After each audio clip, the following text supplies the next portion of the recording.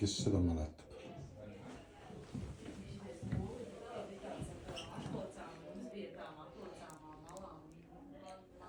See on ikka nii palju ajast õng on siin, et on kohe selline kapp või riiul oli meil ka maal kunagi. Ja raamatud sisuliselt täpselt samasugused.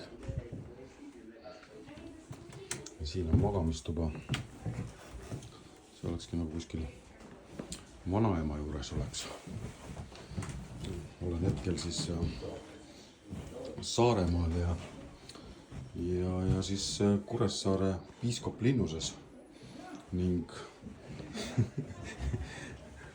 teen YouTube'i siis kokkuvõtet sellest kohast siin ja tule vaata siis YouTube'is Sisulooja kanali peal. Näed pikemat videot, mis siin siis nagu on selles Kuressaare piiskoplinnuses. Kasutan esimest korda siis audiogiidi ka ja väga-väga põnev on igal juhul. Aga selline köök oli mul maal vanaema juures kunagi. Pakstud ja pliit ja valamu ja siin on meil tordikarp ja ühesõnaga väga palju põnevat.